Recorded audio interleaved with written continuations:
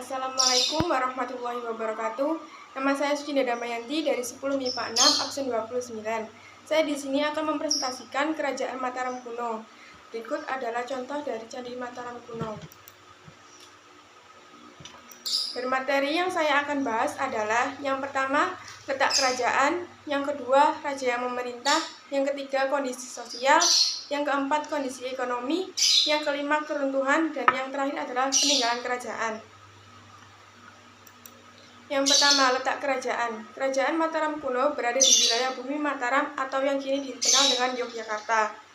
Lalu ketika Rakai Pikatan memimpin, pusat kerajaan pindah ke Mamrati atau kini ada di wilayah Kedu. Pusat pemerintahan kemudian pindah lagi ke Pohtilo atau pada masa Dyah Balitung. Yang kedua, raja yang memerintah. Yang pertama adalah Sanjaya, yang kedua Rakai Panangkaran, yang ketiga Rangkai Panunggalan atau Dharanindra, yang keempat Rangkai Wara atau Samarangrawira, yang kelima Rangkai Garung atau Samaratungga, yang keenam Rangkai Pikatan, yang ketujuh Rangkai Kayuwangi atau Dyah Lokapala, yang terakhir adalah Rangkai Watumalang.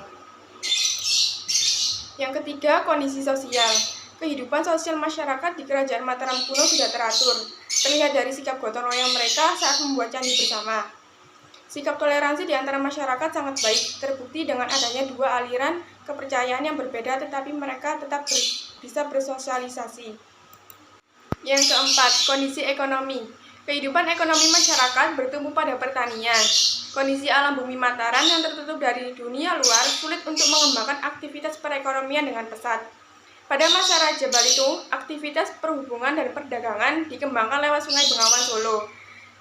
Perekonomian Kerajaan Mataram kuno ditopang oleh sektor agraris adalah keterangan dalam Prasasti Canggal, yaitu menjelaskan bahwa tanah Jawa kaya akan padi.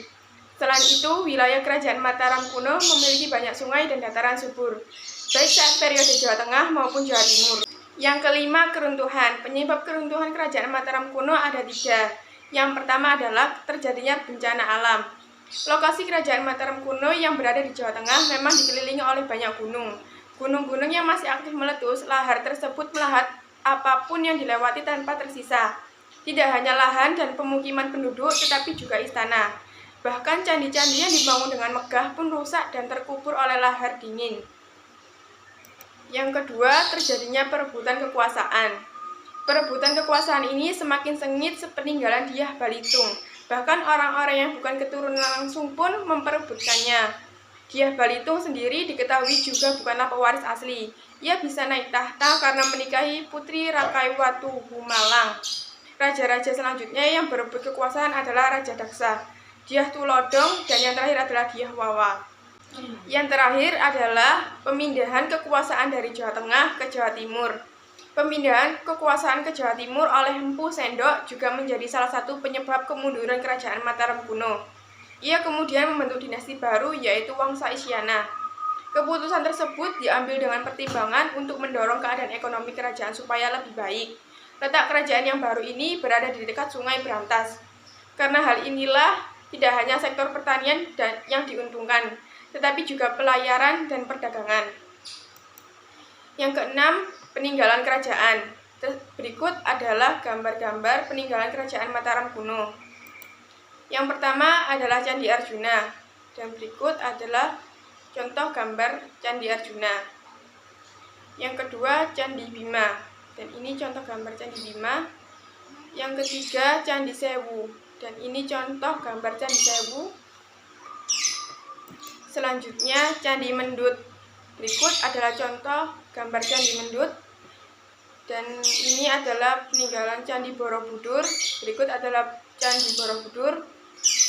Dan ini adalah Candi Pawon. Dan ini adalah gambar Candi Pawon. Selanjutnya, peninggalan Prasasti Canggal.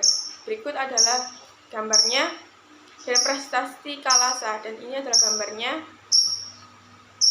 Berikut yang terakhir adalah peninggalan Prasasti Mantiasi. Berikut adalah gambarnya. Dan Prasasti Kulura, dan ini gambarnya. Sekian dari saya. Mohon maaf bila ada kesalahan. Wassalamualaikum warahmatullahi wabarakatuh.